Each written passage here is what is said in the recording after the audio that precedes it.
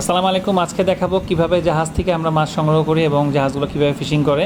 এটা চট্টগ্রামের কর্ণফুলী চ্যানেল। এখান থেকে আমরা চিটং থেকে বের হয়ে যাই এবং সাগরের উদ্দেশ্যে রওনা দিই। আর সাগরে জাহাজ যাওয়ার পরে ওখানে আমরা ফিশিং গ্রাউন্ডে চলে যাই, যে এখানে আমাদের গ্রাউন্ড, এবং যাওয়ার পরে এখানে উন্নত যেসব টেকনোলজি আছে, সোনার, ইকো সাউন্ডারের মাধ্যমে আমরা চেষ্টা করি যে ডিটেক্ট করার কোথায় মাছ আছে এবং ওই সব জায়গায় যেয়ে ফিশিং করার চেষ্টা করি। আর দেখা যায় যে আমাদের অন্যান্য যেসব জাহাজ থাকে তাদের সাথে কমিউনিকেশন করা হয় যে কোথায় ভালো মাছ পড়ছে বা কেমন মাছ আছে।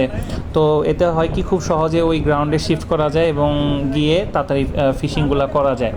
এরপর মূলত যেটা হয় যে যখন আমরা মাছগুলো ধরি এবং মাছগুলো ধরার পর যখন ডেকে ওঠে, এখান থেকে কিন্তু সেলররা এই মাছগুলো শটিং করে ফেলে, অর্থাৎ ডেকের উপরেই শটিং করে ফেলে।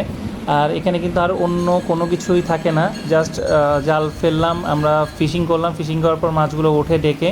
এরপর ভালো করে শুধুমাত্র সি ওয়াটার দিয়ে, এই সাগরের পানি দিয়ে মাছগুলোকে এভাবে করে ওয়াশ করে ফেলা হয়।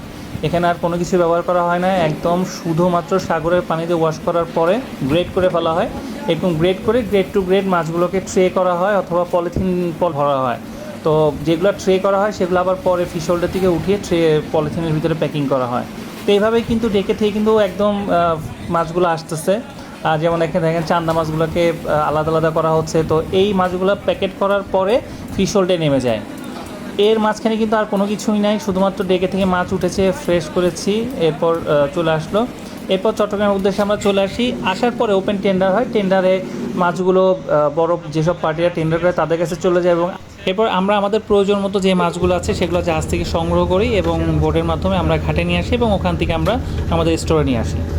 ওখান থেকে বোটটা ঘাটে চলে আসে, ঘাটে আসার পর এখান থেকে আমরা মাছগুলো আনলোড করি। আনলোড করার পরে মাছগুলো আমরা স্টোরে নিয়ে যাই এবং ওখান থেকে আমাদের যেই মাছগুলো আমরা রেডি টু কুক করি, অর্থাৎ আপনাদেরকে একদম রেডি টু কুক হিসেবে যেগুলো পাঠায় বা আপনারা অর্ডার করেন, সেই মাছগুলো আমরা আমাদের লোকাল স্টোরে নিয়ে যাই।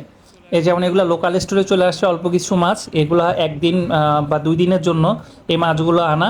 এই মাছগুলোই পরে কিন্তু আমরা প্রসেস করি। এবং এই যে একটা জিনিস খেয়াল রাখবেন, বাংলাদেশে যতগুলো ফিশিং জাহাজ আছে প্রত্যেকটা জাহাজের মাছগুলো এভাবে প্যাকিং হয়, অর্থাৎ ব্লক আকারে প্যাকিং হয়। আমদানি করা কোনো মাছ এভাবে প্যাকিং করা থাকে না, লোকাল প্যাকেট থাকে না। তো এরপর আমরা মাছগুলোকে শর্ট আউট করি এবং সর্বোচ্চ সেরা যে মাছগুলো থাকে সেইগুলোকে দিয়েই আমরা আস্তে আস্তে প্যাকিং করি এবং ভ্যাকুয়াম প্যাক করা হয় ছোট মাছগুলোকে। আর আপনারা যেভাবে চান ঠিক সেভাবে আমরা প্যাকিং করি। আমরা চেষ্টা করি আপনাদেরকে একদম সর্বোচ্চ সেরা মাছটা দেওয়ার জন্য এবং রেডি টু কুক করে দিই আমরা। এরপর এই মাছগুলো চলে যায় বাংলাদেশের বিভিন্ন প্রান্তে, এমনকি পঞ্চগড় পর্যন্ত চলে যায় আমাদের এই মাছ। এই ককশিটের মাধ্যমে বাসে, কুরিয়ারে সব জায়গায় চলে যায়, একদম প্যাকিং করা, ওয়েল প্যাক করা এই মাছগুলো। তো আমরা চেষ্টা করি আপনাদেরকে সর্বোচ্চ সেরা মাছটা পৌঁছে দেওয়ার জন্য। আর এছাড়া আমাদের যে শপ আছে চট্টগ্রামে, সেই শপেও চলে যায় মাছগুলো। তো আপনারা চাইলে শপ থেকেও আমাদের মাছগুলো কালেক্ট করতে পারেন এবং কুরিয়ার মাধ্যমে অর্ডার করতে পারেন। তো এই যে প্রসেসটা, যে সাগর থেকে এই পর্যন্ত আপনাদের হাত পর্যন্ত যে মাছটা যায়, এখানে কিন্তু আর কোনো কিছুই নাই, সব কিছুই কিন্তু অথেন্টিক একটা জিনিস।